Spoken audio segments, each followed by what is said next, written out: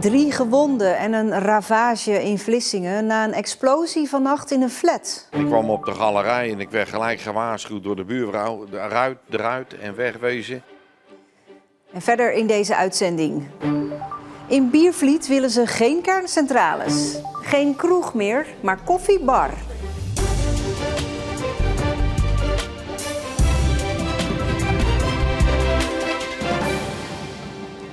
Goedenavond. Een enorme explosie gisteravond laat in een appartementencomplex in Vlissingen. De klap was zelfs in Middelburg te horen. Daarna ontstond brand. Bewoners moesten in allerijl de flat uit. 3 mensen raakten gewond, 1 van hen ernstig. De brandweer was nog tot diep in de nacht bezig om de brand te blussen. Bij daglicht wordt duidelijk hoe groot de ravage is. Tot op tientallen meters van het pand ligt glas op de grond. En zelfs de dakpannen van omliggende gebouwen zijn van het dak geblazen. Het was een enorme klap.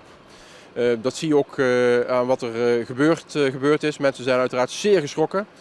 We hebben gisteravond ook laat al een flink aantal mensen die de flat uit moesten en niet terug konden opgevangen en met ze gesproken. Ja, iedereen was uiteraard zeer geschrokken. Een aantal bewoners werd vannacht opgevangen door omwonenden, waar binnen de kortste keren meerdere mensen binnen zaten.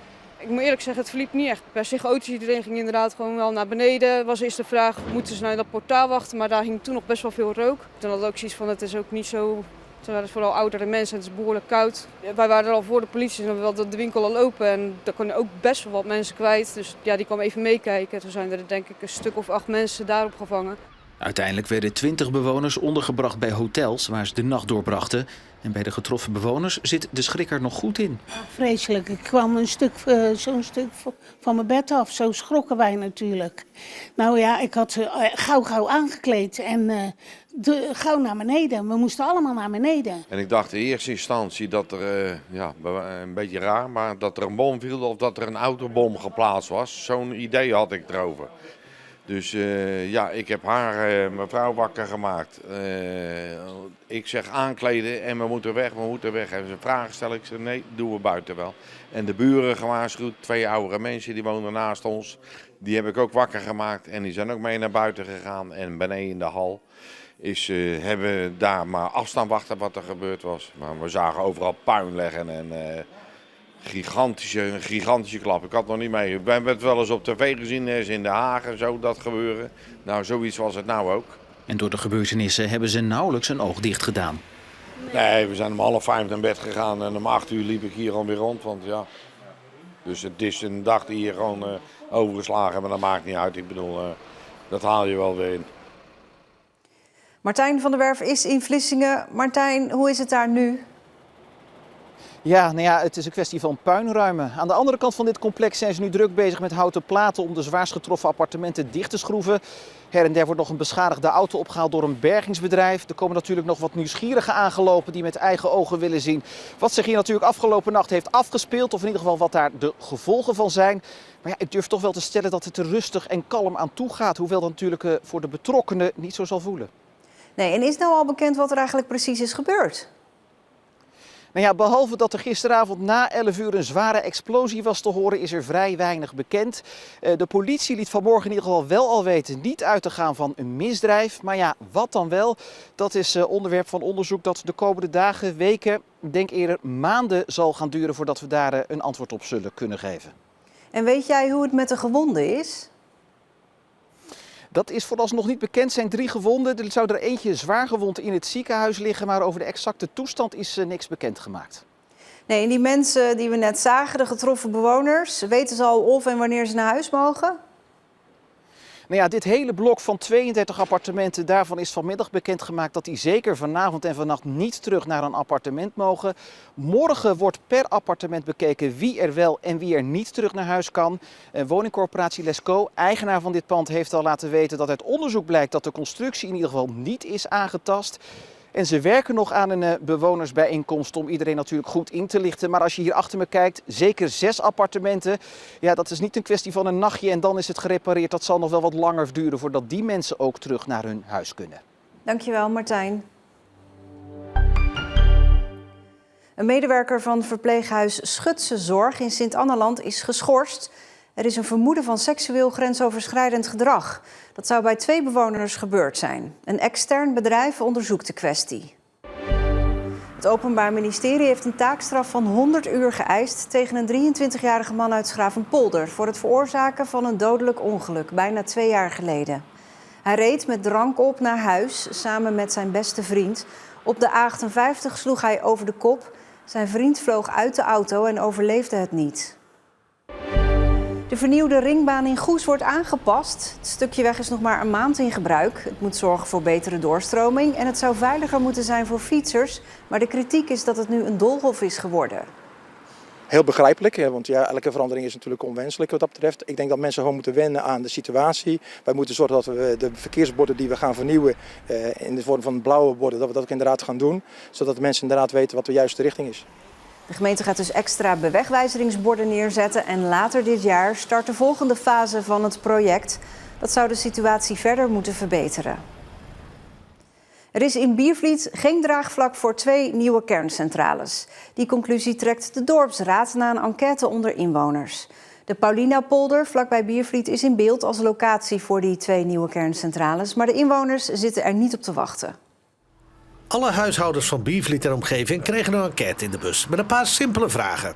Ben je voor of tegen kerncentrales? En hoe kijk je naar de locatie van de Paulinapolder, net buiten het dorp, voor nieuwe kerncentrales? De conclusie was duidelijk. Ik denk dat we wel mogen stellen dat we allemaal vinden dat de Paulinapolder niet de juiste geschikte plek is voor de bouw van 2 enorm grote kerncentrales. Die conclusie werd vandaag overhandigd aan het dagelijks provinciebestuurder Debat en de Terneuzense wethouder Van de Voorde. De gemeente Terneuzen heeft ook een voorwaardenpakket gemaakt. Bij het opstellen daarvan kwamen 6 van de 50 betrokkenen uit Biervliet. Maar dat vond de dorpsraad te weinig. Dat vonden wij eigenlijk maar minimaal. Omdat je toch wil dat het geluid van mensen die er direct bij betrokken zijn, dat voorop staat. 1 op de 8 huishoudens van Biervliet heeft gereageerd. Geen representatieve uitkomst, maar de dorpsraad vindt dat geen probleem. Kan iedereen roepen, ja, dat is maar 12%. Maar het is het allereerste wat we gedaan hebben. Dus als het moment dat je dus een allereerste onderzoek doet en je krijgt toch al 12% reacties, vind ik helemaal goed. Ook kwamen er ruim 200 opmerkingen binnen over de eventuele kerncentrales in de Paulinapolder. Inwoners spraken vooral hun zorgen uit. Veiligheid, gezondheid. Ik denk dat die 2 voorop staan. Maar als ik kijk naar wat we terug hebben gekregen als reactie, is er gewoon eigenlijk onder de mensen die gereageerd hebben op onze onderzoeksvragen, is er geen draagvlak. De beslissing over de locatie voor de nieuwe kerncentrales valt waarschijnlijk na de zomer. Ik praat erover verder met Remy Oppeneer. Ja, 1 op de 8 mensen heeft maar gereageerd. Hoe serieus moeten we dit dan nemen? Ja, het is natuurlijk een onderzoek van de dorpsraad. Hè. Dat is een vertegenwoordiger van de inwoners van het dorp. Dus die hebben sowieso een stem die telt. Maar ja, om het nou representatief te noemen, dit onderzoek, dat kan je over twijfelen. Nee, maar dit is een van de grootste projecten ooit in Zeeland. Hoe kan het dan dat zo weinig mensen daarop reageren? Ja, dat is gek, hè? Want het is een project inderdaad. Het gaat tientallen miljarden euro's kosten. Het gaat de regio, meer dan 10 jaar sowieso qua bouwverkeer beïnvloeden. Ja, dan zou je denken dat het misschien wat meer leeft. Maar de dorpsraad heeft er ook niet helemaal een duidelijk antwoord op. Ze hebben het idee dat misschien mensen nog niet helemaal doorhebben hoe groot het is. En dat het echt nog moet gaan leven in het dorp. We hoorden net al, na de zomer valt dat besluit over de locatie. Even voor de goede orde, het is niet alleen Paulinapolder die op de lijst staat. Nee, zeker niet. Landelijk gezien zijn er nog een paar mogelijkheden. Maar de minister is duidelijk. Ze zegt, als uit onderzoek blijkt dat de locatie in Zeeland geschikt is, dan gaan we sowieso naar Zeeland toe. Ja, en dan zijn er een paar in beeld. Hè. Naast de huidige kerncentrale is in Bosselen het Sloeggebied. Maar anders in Zeeuws-Vlaanderen, de Paulinapolder en de Bosselbank in de gemeente Terneuzen. Na de zomer weten we het, dankjewel.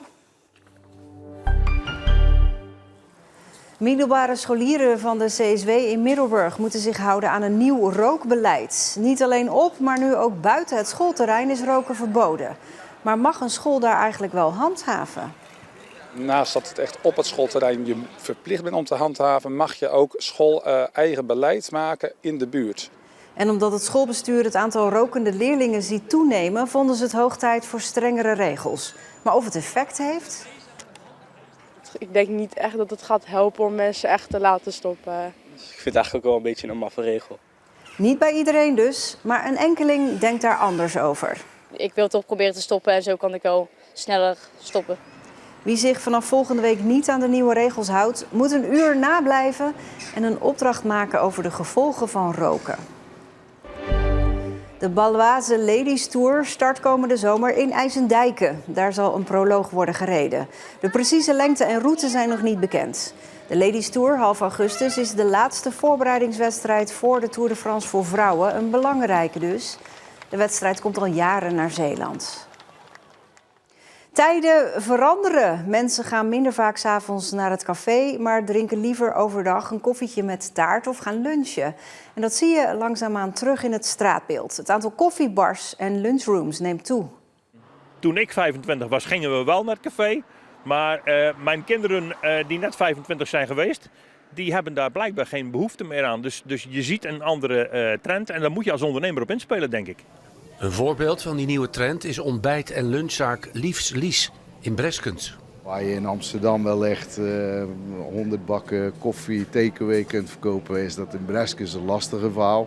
Maar als je een aantal concepten uit Amsterdam combineert tot één heel tof concept in Breskens, ja, dan denk ik dat wij inmiddels nu na 3,5 jaar hebben kunnen laten zien dat het wel mogelijk is.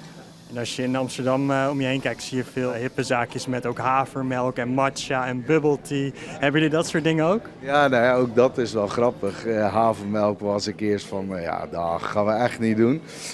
Inmiddels verkopen we 1500 liter havermelk per jaar. En ik durf wel te zeggen, dat doen er weinig in deze regio. En wij willen er niet in doorslaan, dat niet. We blijven gewoon nuchtere Zeeuwen. Maar ja, dat we meedoen met de trends uit de Randstad, dat is één ding wat zeker is.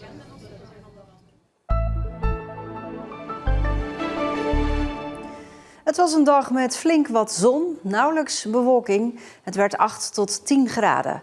Morgen kan er weer wat regen vallen. De dagen erna is het wisselvallig, dan kan het alle kanten op. En tot zover deze Zeeland Nu. Een hele fijne avond.